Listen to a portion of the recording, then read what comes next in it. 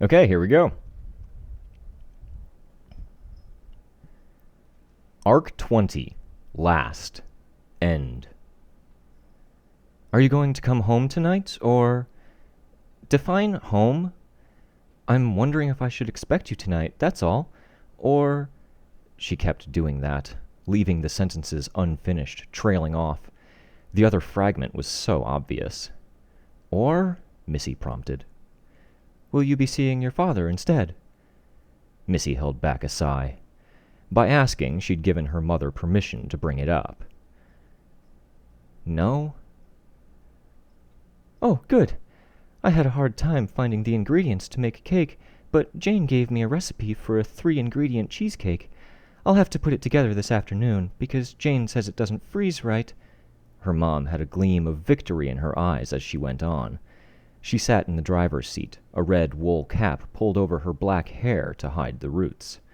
Her hair was graying, and hair dye wasn't really a thing while people were getting re-established.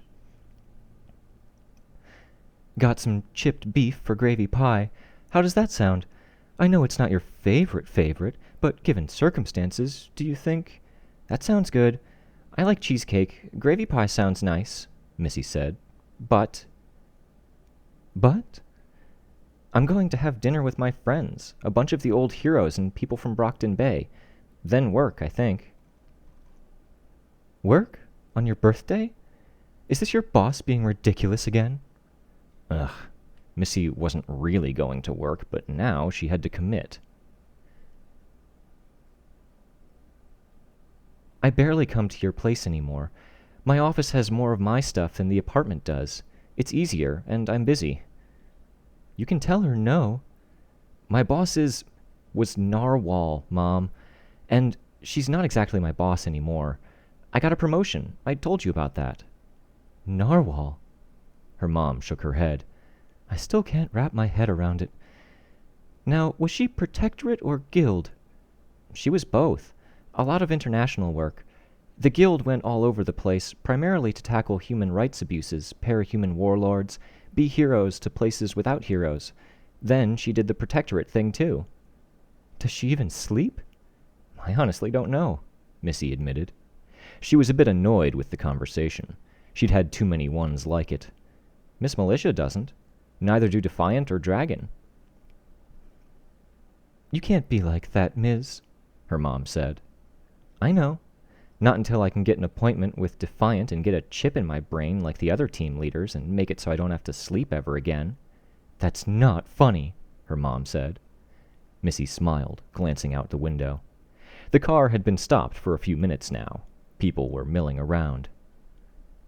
It is a joke. Yeah. I want you to have a full life. I had so many doubts when we agreed to send you to the wards. I know, Mom, Missy replied.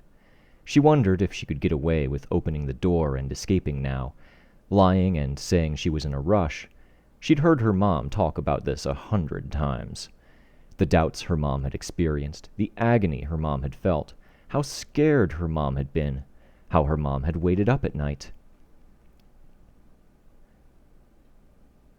I feel like you never came back after we left you there.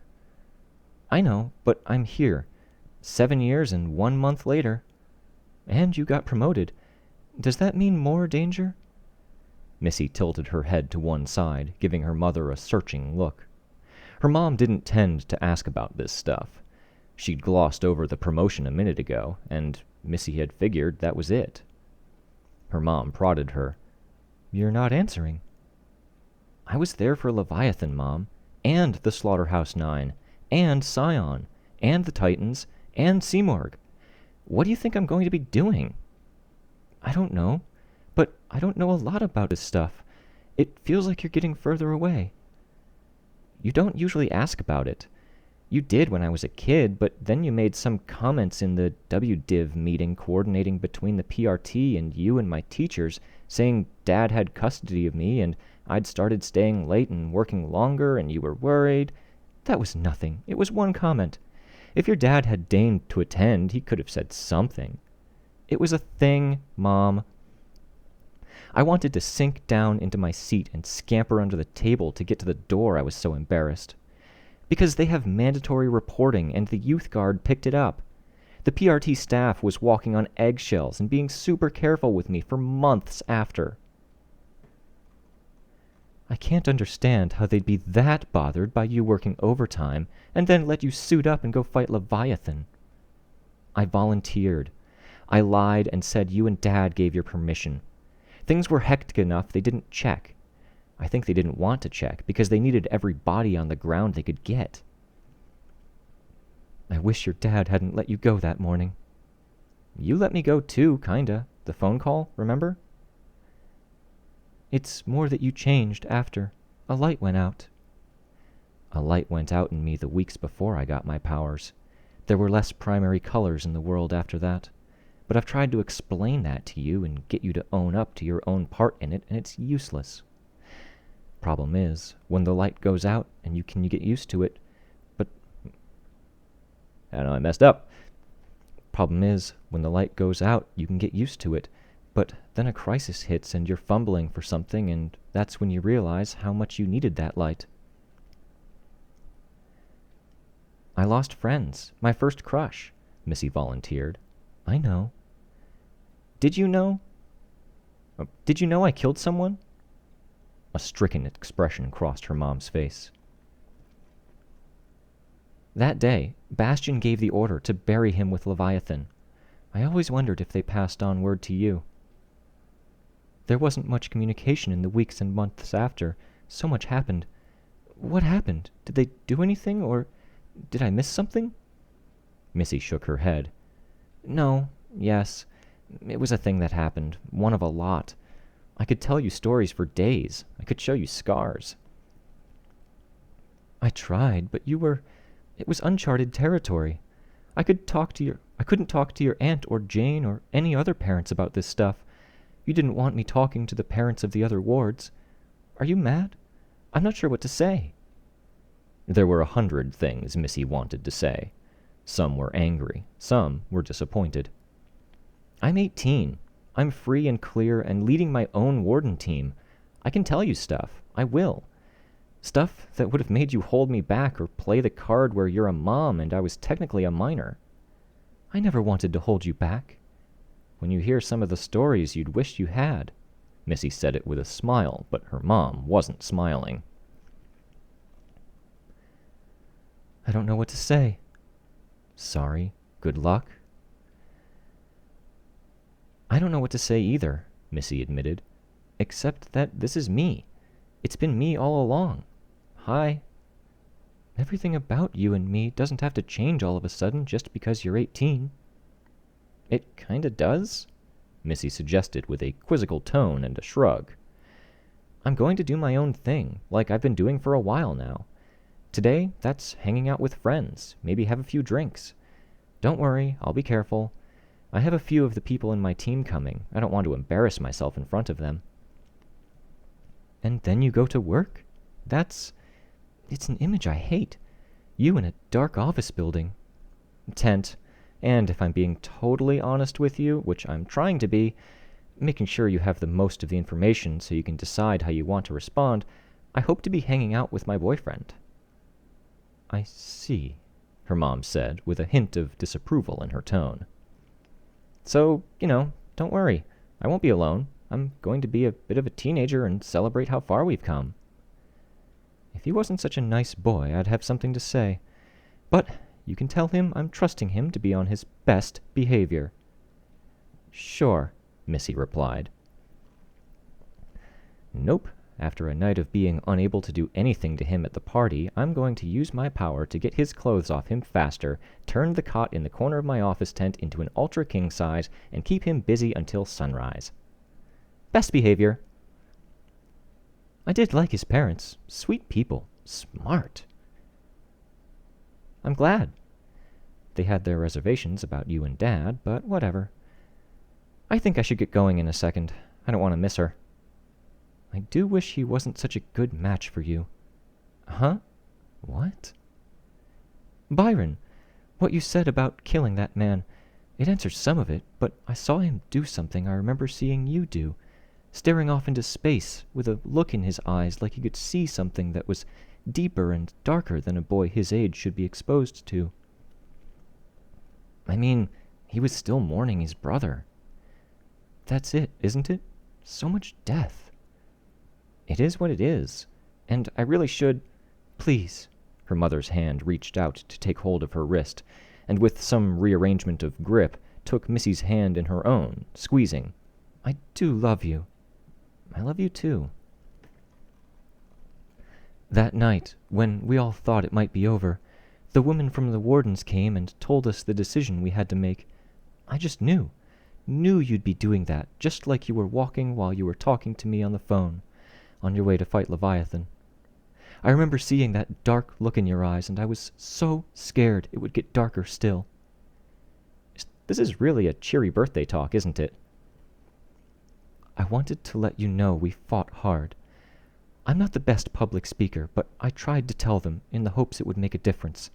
Your father tried too. Dad was there? With you? We both tried. I don't know if it mattered. There were people more eloquent than us. But they'd been there, and they'd been a both, and us. That was actually really touching. Missy wasn't even sure how to process it. There was some resentment in the mix, that they hadn't been able to do that 9 years ago, but her parents had agreed on this, and they never agreed on anything. They'd never worked together on anything. Cool, she murmured, which summed it up. Not too excited or grateful when it would have felt like a betrayal to the Missy Byron of the last almost decade to forget all the stuff of the past, but it was cool. I was so mad at those anti-parahuman people that I could have strangled them. It was never about them, Mom, which was part of the problem, but that wasn't what that night was about. It felt like it. They never had the power or the presence until that night. It was about us, how we'd situated ourselves in regards to you, our parents, our friends, our naysayers, each of us making the decision that whether we'd trust you, after stopping for once and taking stock of everything we'd done up to that point. Were we okay? Had we done enough? Had we made amends for wrongs, and were we contributing to something better? I hope that decision was easy for you. You've been a hero. I've been distant. I've been a bit of a cog in the machine. I don't think a lot of people in Gimel even knew I existed, because I was out following orders and doing stuff where they couldn't see it. It wasn't so easy for me. So, thanks for reminding them I exist. Of course. It was harder for some. We made our individual calls. For those who were okay with where they stood in the grand scheme of it all, it didn't feel like sacrifice. But even they couldn't say that, because the moment they started acting like it was a given they'd be saved, they'd defeat the point of it. For others, it was a sacrifice. Then all of us together stood before all of you together. It feels different, quieter. There's some dialogue, like this, here. Missy shrugged. I hope so. The capes are mostly here in Gimel, and most of the rest of us are on the corner worlds, but it feels better. There's more dialogue. It feels like you're all more involved than when we shared the city. Less like we're tyrants who just happen to be acting nice. Maybe. I never saw you as a tyrant. You were always my little girl.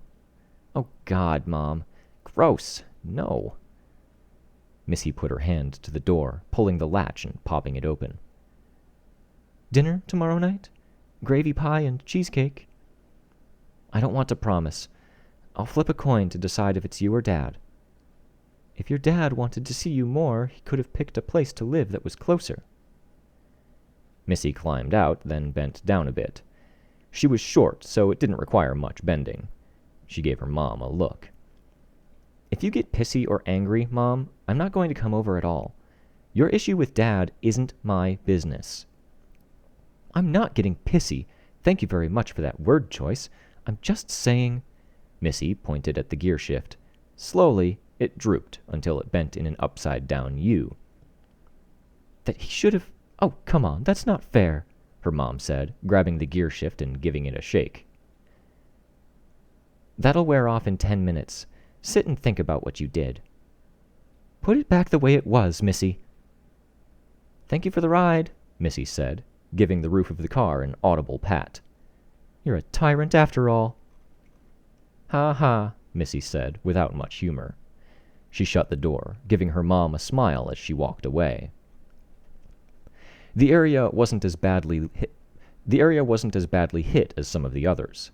One damaged building covered in red tarp with leftover bits of yellow construction tape from yesteryear holding it in place. The vehicles here were mostly trucks, and the people were mostly law enforcement of varying stripes. Some were vigilantes, some were people from Chite, others were patrol. She checked her phone to find the location, saw the time, and picked her pace. It was hard to resist using her power to speed things up or to make room when trucks were making their way down the road. There were no crosswalks, no lights. It was controlled chaos, with trucks simultaneously expected to give way and be on the lookout for pedestrians, and, she imagined, having places to be with strict schedules. She had the impression that people were handling this different than they had Gold Morning. Gold Morning had been followed with a sentiment of fear and fragility, of silence, like nobody even wanted to speak of it in case it disturbed something better left untouched. The people were motivated. There was a determination there, in the officers, the military personnel, the trucks full of people ready to break down a condemned neighborhood for salvage. A truck stopped, giving her room to cross, and she gave them a grateful wave before jogging across. Into a building, through a lobby, where benches and tables had officers talking, some over work, others over lunch. Into the back, checking the papers taped to doors with more of that yellow construction tape. Everything on this floor was 10-something. On the second floor, she found door 206, figured out what direction she was walking, and opened the door quietly to let herself in. Victoria was up at the front, sitting on a desk. "It's going to be a sensitive topic. If you're ever going to broach it with a cape in a moment of crisis, you want to give them the impression they have control of the playing field while keeping control over the situation." She glanced at Missy before turning, hand raising to point the remote at the back screen, changing the slide. Victoria was wearing a tank top, her arms exposed, old scars to her arm and hand plain in view. Her jacket was tied around her waist, and her pants were tucked into boots, a patrol uniform. Ask open-ended questions, if you have any to ask at all. Try to shape the questions so there isn't a yes-no answer. Pause. Use breaks in the conversation to vent pressure and to give them that feeling of control. Keep the encouragers minimal. That's your go-ons or your tell me mores. If they feel pressured, they'll shut down. She clicked. Mirror what they're doing. If they sit down with them and try to stay on a level with them, instead of looming above or looking up at them. Listen to what they're saying and repeat it back to them. Don't be a robot. Try to pick out the emotions. Don't judge. She put the remote down. Again, all of this applies only if they give you an in. If it's a crisis point, or someone out of control, or they open the dialogue about their past. If you do that, if you take the right steps, then dialogue is possible. "Can we ask?" a man in the front row asked. "About yours?" Victoria paused, seeming to consider. "That's tricky. At the end of the day, a trigger event is rooted in a whole lot of personal history, and I'm not that comfortable laying my soul that bare." The man nodded. "I guess I could sum it up by saying I was the child of superheroes. I wanted to be a heroine, and I wasn't. I got injured with half my school and my parents watching, and it drove home how far I was from being that heroine. Momentary blackout, then powers." "You got what you wished for." "Uh-huh," Victoria said, her smile wry, her head shaking a little. "There's always irony. A teammate of mine used to say, 'That would be too easy,' when talking about his powers and situation. There's always a catch, or a hidden struggle, or a parallel between the power and the moment that the powers came out. "Can we use that?" A man in the back row asked, a chubby middle-aged guy. Use? Elaborate? "The trigger. Psychological weakness, especially if there's that connection between the power and the moments the power came out." You'll want to look up session ranges, Victoria said. Put someone in a mindset close to where they were at the trigger event. They get stronger. Don't push that button unless you want to deal with someone who's going to be more emotional and more in tune with their powers. As a case in point, even talking about my background helps me get to a point where I can bring out my invisible friend here, sending that force field that's meant to protect me out to do other things. A little shaky, but usable. The papers beside Victoria moved all together, all in a mostly tidy pile. As one mass, they flew through the air toward the desks. Some people leaned back as papers were put on their desks.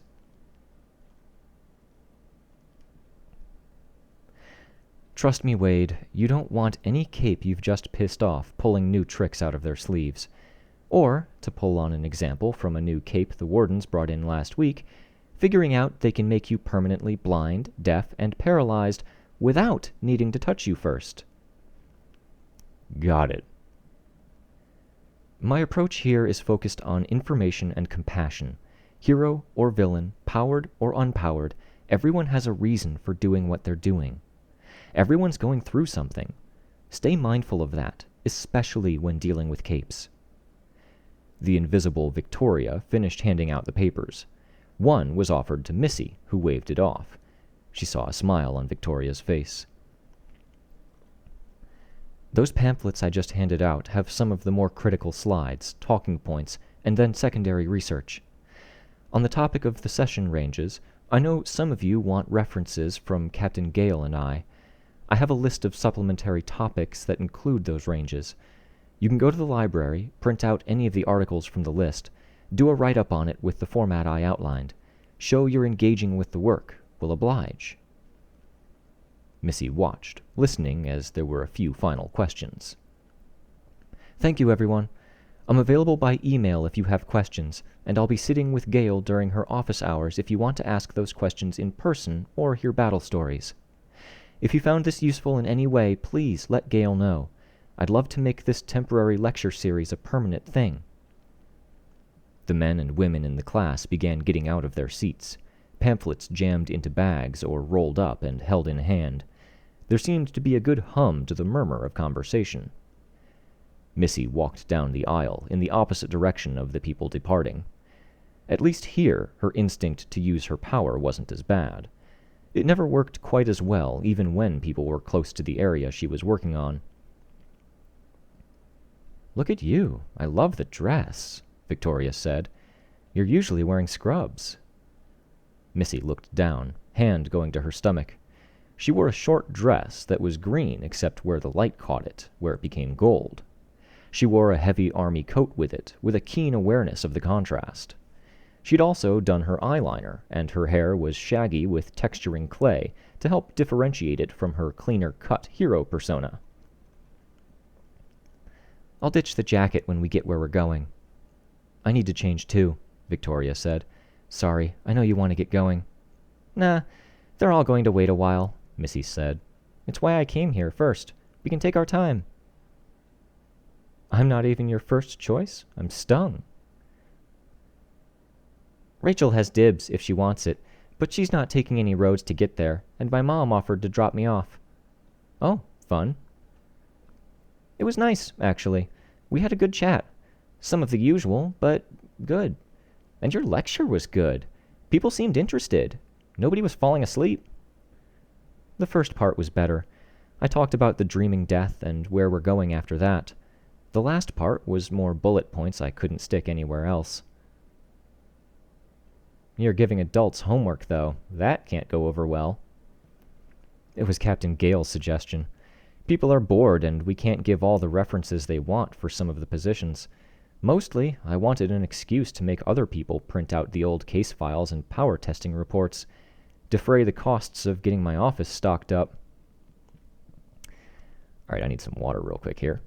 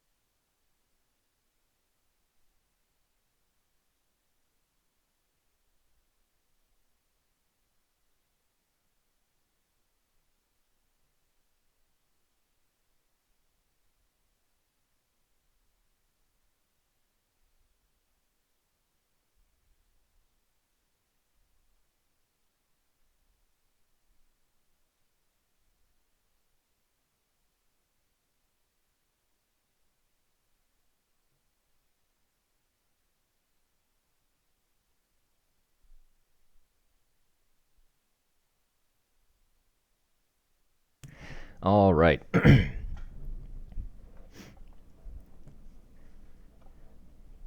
For the editors among you, insert time jump beat here.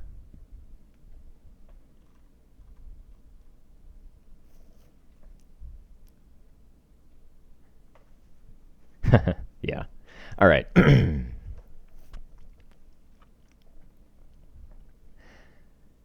They were at the edge of the city, where the roads had stopped and the grass resumed. Much of the tall grass had either been cut to give the ticks less room to maneuver, or they had been pushed close to the ground by the passage of trucks and vehicles. The effect was something of a clearing, bounded in on two sides by buildings, which served to limit the wind. There was an expanse of hilly ground to one side, which Vista had flattened out to improve the view, and sparse trees on the other side. "I'm shit at this," Victoria muttered, kneeling by the fire site she'd just finished building. "I'd die a cold death in the wilderness." "It's fine," Missy said. "I see the others." "That's a relief. Let's not mention how bad we are at starting fires." "It's a bit damp," Missy said, looking away from the silhouettes on the horizon and looking up at the sky.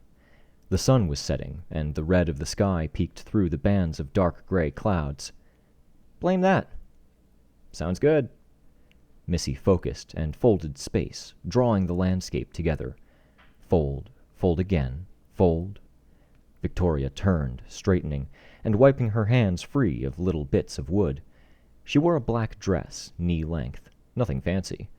The dogs huffed and snorted as they closed the distance, traveling over the folded landscape.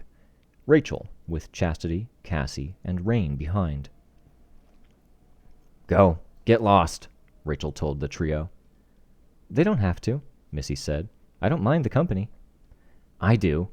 Having too many people around is a pain," Rachel said. "It's bad enough back at the camp. I don't need it here." "It's not a problem," Chastity said. "We'll go." "See?" Rachel asked. "Hey, happy birthday!" Cassie butted in. "Oh, you're wearing my jacket." "I gave it to her a while ago," Rachel said. "It didn't fit me anymore. It's okay. I love that it's getting used," Cassie said. She kept talking as Chastity guided her away, stopped and twisted around long enough to grab one of the chains for leading the dogs they'd been riding.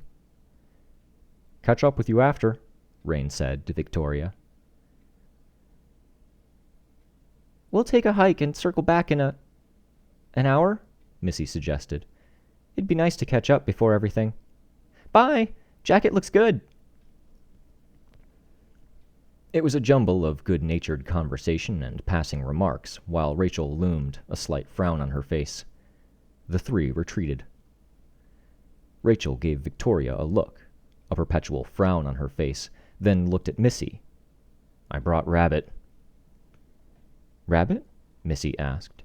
She watched as Rachel pulled the rabbit out of a bag. It was skinned and mostly bloodless, sealed in a plastic bag. "Oh, good. They're butchered already. That's considerate. It'd be such a scene if a bunch of the others came and there was blood and furry bits everywhere." "That's a lot of rabbits," Victoria observed. "Great." Rachel looked at the one dog who'd remained. It looked like it might have been bastard, given its size and symmetry. She whistled, pointing, and the dog walked over to the base of one building before lying down, head on its front paws. "And I brought beer," Rachel said. She lifted the cases down from the saddlebag. "I didn't know what to bring for presents, so I brought lots of food." "Awesome," Victoria said. "We have some marinated chicken already, some beer, and some not great snacks. They're salty, at least. Food's hard to come by." "I trained the dogs to hunt the rabbits. They're a plague." "Are Rain, Chastity, and Cassie still hanging around?" Victoria asked. "I thought they moved on." "They did," Rachel said, taciturn. She began laying the rabbits out on the metal grate that had served as their grill. The wood for the fire was stacked beneath. "Cassie said they'd rendezvoused with Rachel. Rachel was going to drop off some food, some dogs. They'd catch up on their way over here." "They'd catch up some on their way over here," Missy explained. "Do you miss them?" Victoria asked. "It's quieter, but quiet is nice for a little while," Rachel said. "Matches? I'm going to start cooking. The ride over made me hungry." "We had some in a kit, but they were damp."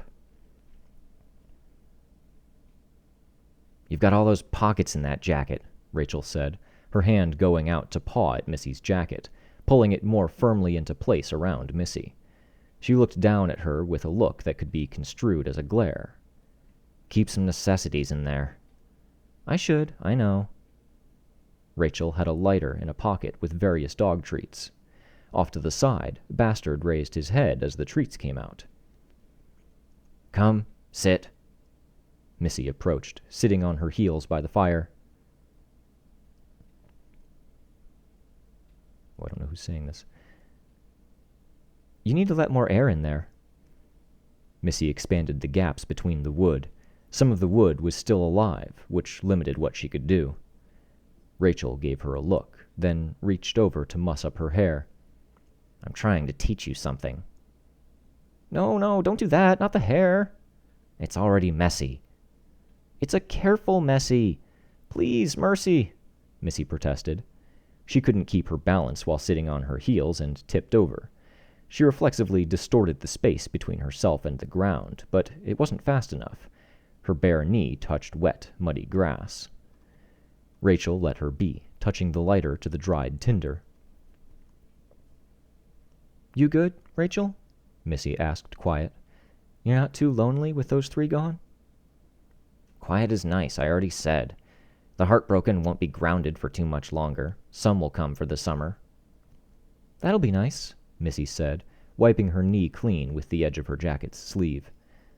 "I liked swimming up there, up until 50 dogs jumped in and filled it with mud again." You can come again sometime, Rachel said, her eyes on the growing fire. When the kids aren't there, they're a pain sometimes, especially yours.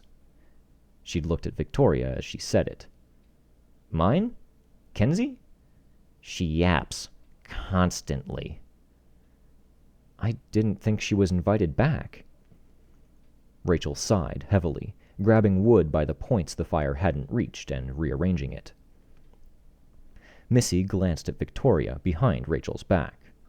Victoria at least seemed to sense it wasn't a good idea to push further. Missy avoided asking for clarification. She'd heard parts of it. You can't separate them. Rachel's tone was morose. I won't leave her unsupervised. She'll be ecstatic, Victoria said. She'll be good, or else. It'll be good for her. It's been a rough couple of months, Victoria said. Missy stood, got her hands wet from condensation on the beer she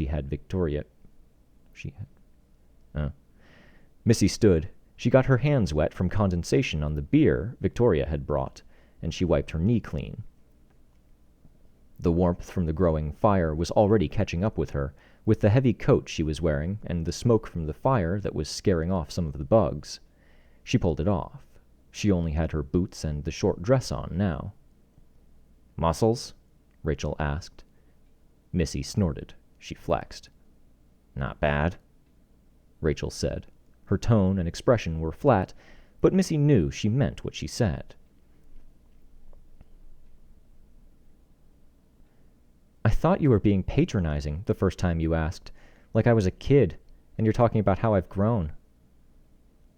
The only reasons people don't put on some muscle is if they're lazy, or if they think being weak makes them more desirable. Rachel looked at Victoria as she said it. Victoria flexed. Rachel gave her a dismissive grunt. Eh? It's good. You're fine. I do physio every day, though. I lift weights twice a week. Rachel shrugged. She prodded a roasting rabbit carcass with a stick to turn it. Better than average. The scars are cool. High praise, Missy said, butting in before something could happen. I think I see company. A car. She folded the landscape as the cars approached. Off to the side, Bastard started to rise to his feet, wary. Rachel made a ticking sound with her mouth, and she dropped back down into a resting position. His flesh was loose around the bone. Oh, God. Haven't done his voice in a long time. One sec.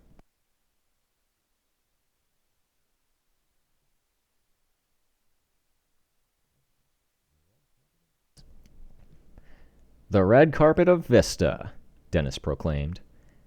Hannah, Dennis, Christopher, and Byron. Wait, shit, who is Hannah? Oh, God, somebody remind me. Who's Hannah? Oh, right. Okay, thank you. Missy, Hannah said. She was in the lead of the group, operating by instincts that were long set. She hesitated, halfway between handshake and hug. Missy hugged her. Christopher, awkward, put out a hand to shake, realizing a hug might be appropriate, and froze. She took his hand in both of hers as she broke the hug with Hannah and squeezed it. Come here, Dennis said. He hugged her. You're all grown up. You made it, and you didn't even have to die once along the way. Real funny, she said before turning her attention to Byron. Hi, Rachel, Hannah said in the background. Rabbits, amazing. I'm used to talking to you when you want to yell at me, or I want to yell at you, Rachel answered. No yelling today. I don't suppose you've got vegetables. My guys grew some. I brought them. They should be in the saddlebag I put on the ground there. There's tinfoil to keep everything together, keep the heat in. You're an expert. The conversation continued, but Missy only had eyes for Byron. Byron was wearing a casual button-up shirt with the top button undone, a kind of almost denim texture with black slacks. His hair was chin-length, but all swept back. I love the dress, he said. And the hair. You look stunning. The hair's a mess, Rachel's fault, but thanks for trying. You look perfect. I had no idea how casual to dress when you said there were going to be Undersiders with dogs coming, and Cassie or Rain, who I can't imagine dressing up. Maybe your boss. You're perfect, she said. She warped ground to have something to step up onto so she could press her lips to his.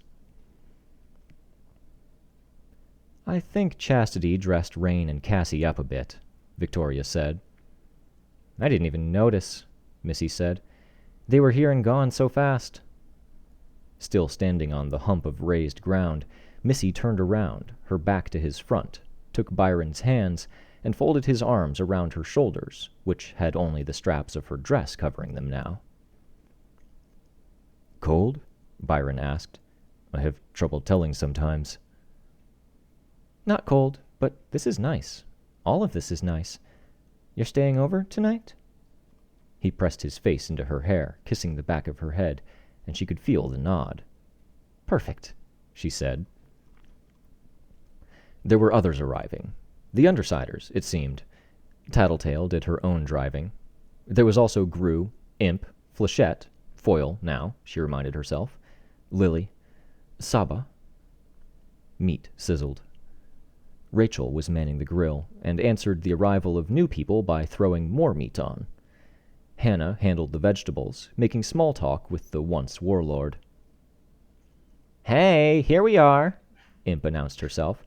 Clock blocker, kid win, Vista. We brought gifts, lavish, overcompensating for the awkwardness of the party crash, and paid for with legitimate money. It's not awkward, Missy said, and thank you. You two look absurdly cute together. It's enough to make a girl jealous. Okay, enough. Go keep Rachel company and be good. You can tell me to be good, but what I'm good at is being a pain in the ass.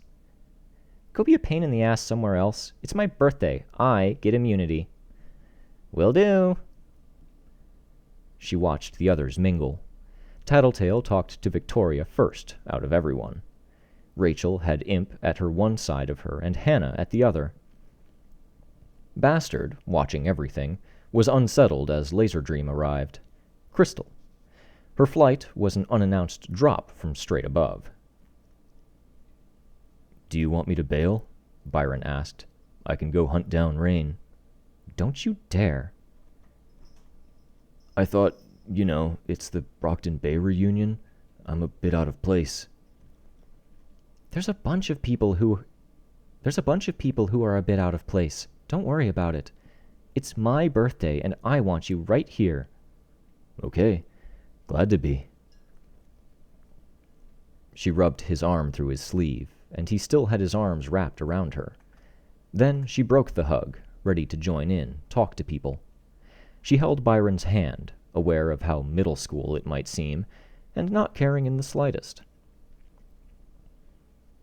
Can I borrow Victoria? Crystal asked. Short, serious talk. Crisis? Hannah asked.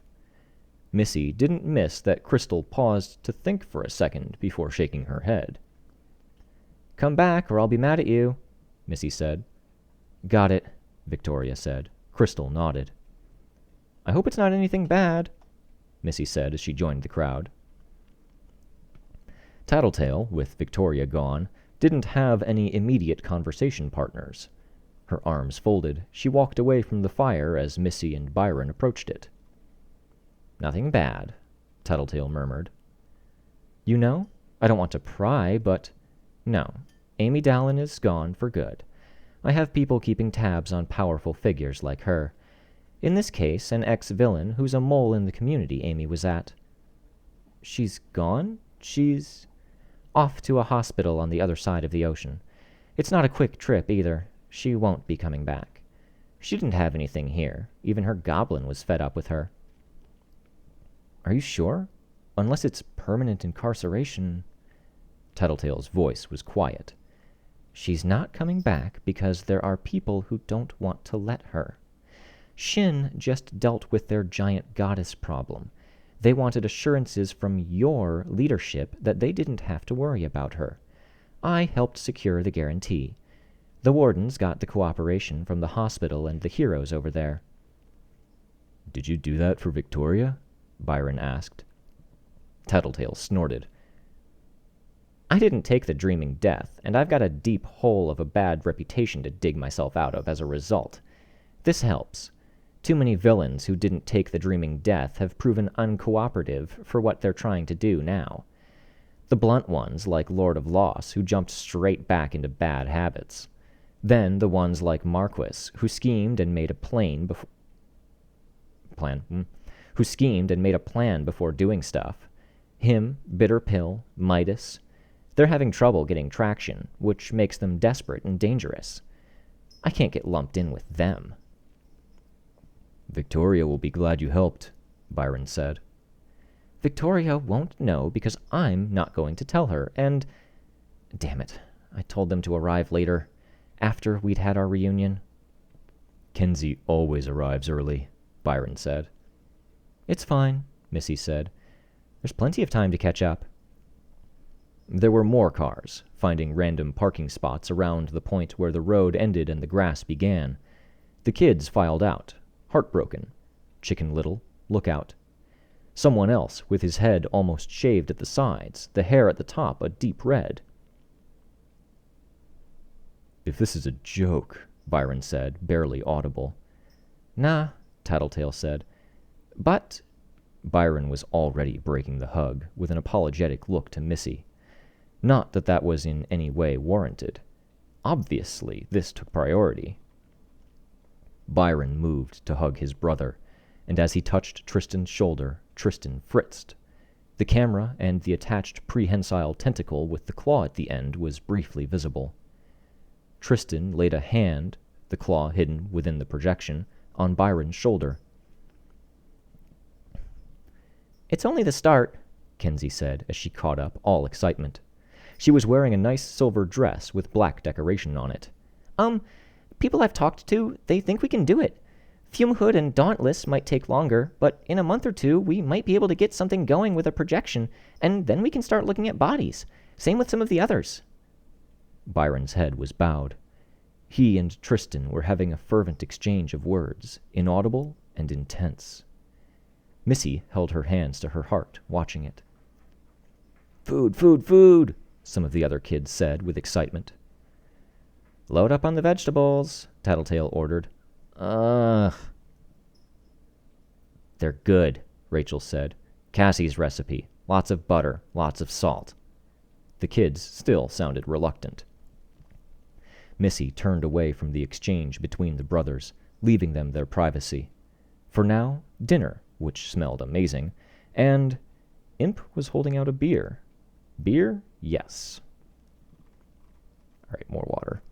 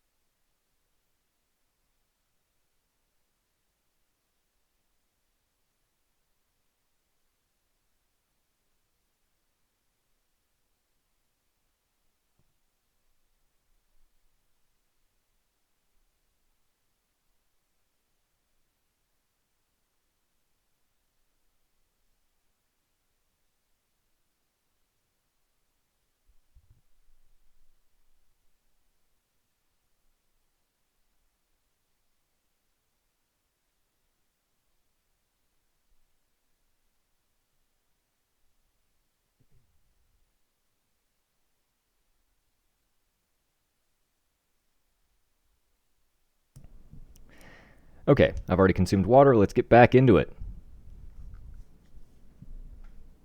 Actually, a little bit more water.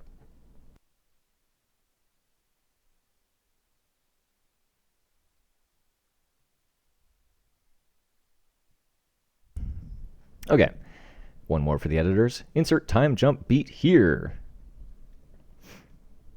All right. The excitement had died down. The kids were running out in the field with a smallified bastard and Rachel and Imp supervising. Others had come, arriving later. Missy's squad of kid wardens were in attendance, drinking soda and chattering away, bonding. She'd been offered a variety of posts, and she'd asked for this one.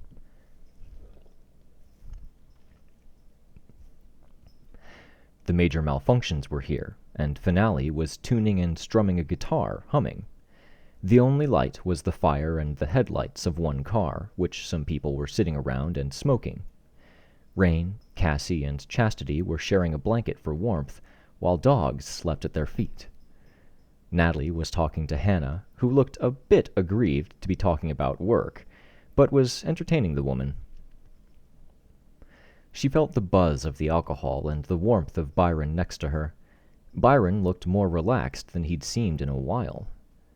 Victoria, who had a sleeping Sveta next to her, nudged Missy with an elbow. She indicated Withdrawal and Tristan. The 18-year-old Withdrawal had a soda in hand, talking to the projected Tristan with a happiness that was outright painful to look at. "Reminds me of me," Vista whispered. "With Dean. Maybe one-sided?" "I kind of thought the same on both counts," Victoria said. "It's still sweet.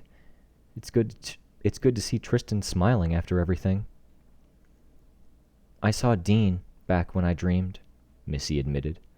"I figured you might. Me too." "Nothing happened," Missy assured Byron, rubbing his hand. "Don't worry." "Nah." "It was closure," Missy said. "I got to say goodbye. I got to tell him he was loved then.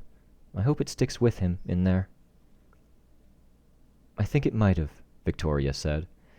"We might need to delve back into that space, make sure people are okay, or see if they need a break, now that things at home are stabilizing, a long-term project." "I'm glad Dean was okay at least," Missy said. "I saw Bastion. I saw Aegis. They seemed okay too." While we're on the topic," Victoria said, "Tattletale, can I pick your brain? We haven't crossed paths much, and it didn't seem important enough to bring up when we did. You gave an answer before, but it seemed vague." "The etching." Victoria nodded. "If it's too heavy a subject." "Nah, not too heavy." "What was it about? What was the point? The Titans collapsed. They could have kept going or safeguarded things." "There were power considerations, but mostly they wanted to secure what they had." "You said she had an answer." "They got what they were looking for. The thing that Scion and his kind have been looking for. A key piece of the puzzle to solve a fundamental problem in the universe. That things come to an end." "What was it?" Victoria asked. Tattletale shrugged. "Beyond our ken, I imagine. But they took our cue, de-escalating, standing down. She thinks we'll let them have it if she doesn't try to end us." "What happens in 300 years, then?" "I don't know," Tattletale said. "It might be the etching keeps things from tipping over, and they're counting on their kind stumbling on us in thousands and thousands of years. Or that we might get to a point where we can use it. It might be that things turn disastrous in another 3 centuries, but we have something to barter with, information to take hostage." "So that's it?" Rain asked. "I'd like to think that's it," Tattletale said. Rain nodded. He looked bewildered, like the idea that things might not end terribly had only just occurred to him. "It'd be nice to name the city something appropriate," Missy said. Something that helps us keep in mind." "Naming the city," Victoria said. "I almost forgot. What, though?" "Could call the city forever," Sveta murmured, her eyes still closed. Eternal city? Perpetuity? I kind of like perpetuity, but that might be the beer talking, Rain said. Do you think we could push for it, or something like it? I think it'd be good, Victoria said, smiling a little, her face lit by the fire in what was near total darkness otherwise. A reminder that we press on, no matter what, that there's always a way forward.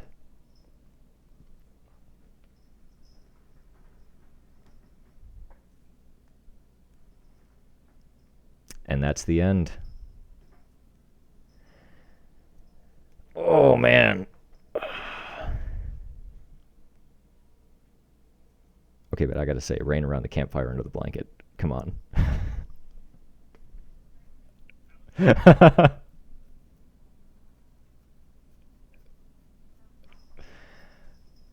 Well, thanks everybody for being here.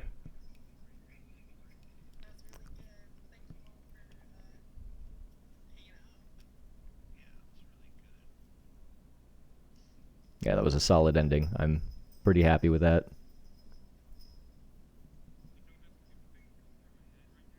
What's that?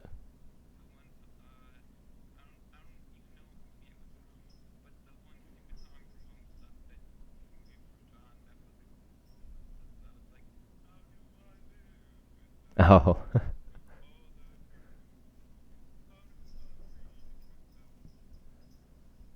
Nice.